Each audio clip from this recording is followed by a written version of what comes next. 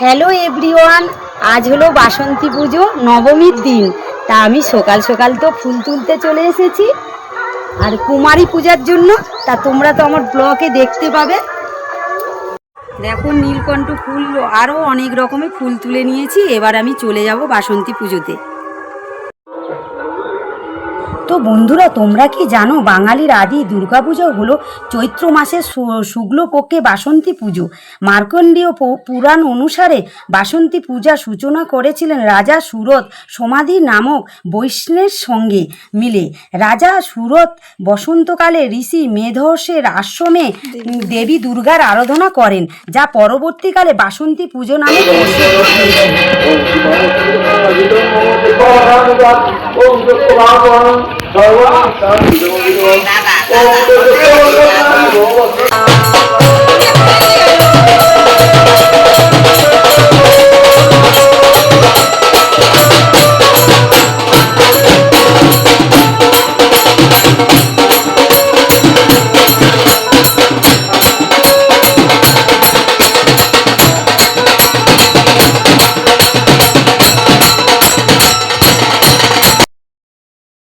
তো দেখো ওরা কুমারী ঠাকুর আনতে চলে গেছে। আমি তো তোমাদের প্যান্ডেলটা দেখিয়ে দিলাম।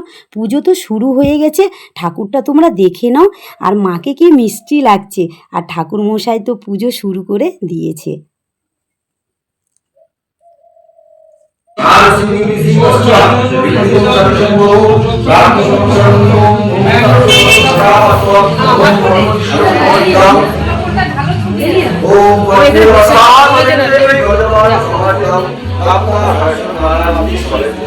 তো এখানেই কিন্তু ঠাকুরের সমস্ত ভোগটা রান্না হয়ে গেছিল। আর মন্দিরে ব্রাহ্মণদের প্রথমে খাওয়ার নিয়ম, তারপরে সমস্ত লোকেরাই খাবে। তা আমি তো প্রথমে তোমাদের দেখাচ্ছি, কুমারী পুজো শুরু হয়ে গেছে। দেখো কতটা সুন্দর লাগছে মেয়েটাকে।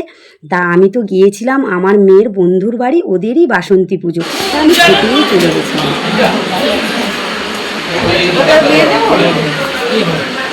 নিচে জল দিচ্ছ না।